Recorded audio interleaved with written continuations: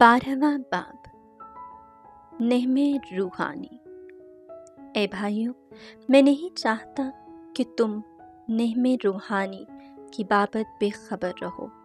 तुम जानते हो कि जब तुम गैर कौम थे तो गूंगे बुतों के पीछे जिस तरह कोई तुम्हें ले जाता था उसी तरह जाते थे। बस मैं तुम्हें जताता हूँ कि जो कोई रूहे खुदा की हदायत से बोलता है वो नहीं कहता कि यीशु मलाउन है, और ना कोई रूहुल कुद्स के बगैर कह सकता है कि यीशु खुदावंद है।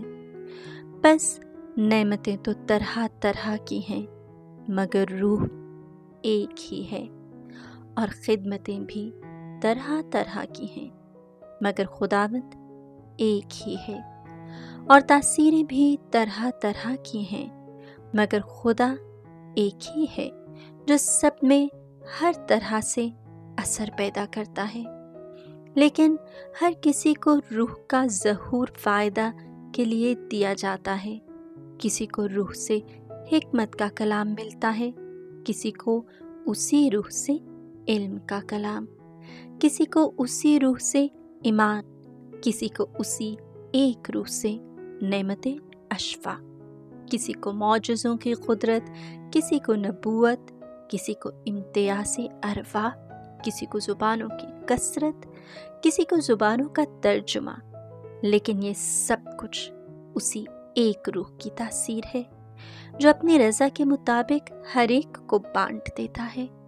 क्योंकि जिस तरह बदन एक है और उसके अज़ा बहुत से हैं, और बदन के सब अज़ा अगरचे बहुत से हैं तो भी बाहम मिलकर एक ही बदन है, इसी तरह मसीह भी है कि हम क्या यहूदी, क्या गैर कौम, क्या गुलाम, क्या आज़ाद, सब ने एक ही रूह के वसीले से एक बदन होने के लिए बपतिस्मा पाया, और हम सबको एक ही रूह पिलाया गया। क्योंकि बदन में एक अज़ू नहीं बल्कि बहुत से अज़ा हैं। अगर पाँव कहे चूँकि मैं हाथ नहीं, मैं बदन का अज़ू नहीं, तो इस सबब से बदन से अलग नहीं है। और अगर कान कहे इसलिए कि मैं आँख नहीं, मैं बदन का नहीं, तो वह इस सबब से बदन से अलग नहीं है। अगर सारा बदन आँख ही होता तो सुनना कहाँ होता, और सुनना ही सुनना होता तो सूंघना कहाँ होता।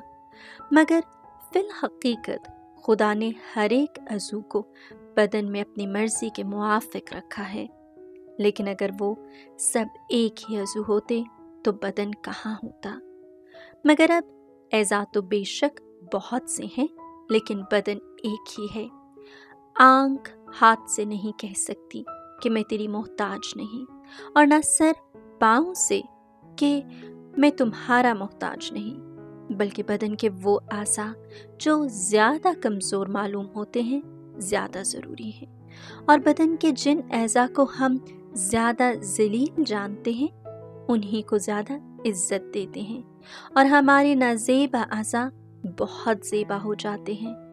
लेकिन हमारा ज़ेबा आज़ा इसके मोहताज नहीं, मगर खुदा ने बदन को इस तरह मुरक्कब किया है कि नाज़ेबाई को ज़्यादा हुर्मत हासिल होती है। अगर बदन में तफ़र्क़ा ना हो बल्कि ऐसा आपस में बराबर बराबर एक दूसरे के फ़िक्रमंद रहें, अगर एक अज़ू कुछ दुख पाता है तो सब ऐसा उसके साथ दुख पाते हैं, और अगर एक अज़ू इज़्ज़त पाता है तो सब ऐसा उसके साथ खुश होते हैं। बस फर्दन फर्दन ऐसा होकर मसीह का बदन हो, और खुदा ने कलीसिया में बाज़ मुकर्रर किए हैं।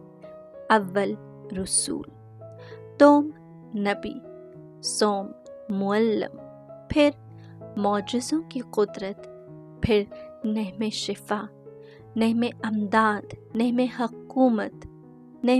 हकूमत, ज़ुबानों की कसरत। क्या सब रसूल हैं? क्या सब नबी हैं? क्या सब मुअल्लिम हैं? क्या सब मौजज़े दिखा सकते हैं? क्या सबको नेमते इश्फा हासिल है? क्या सब तरह तरह की ज़ुबानें बोलते हैं?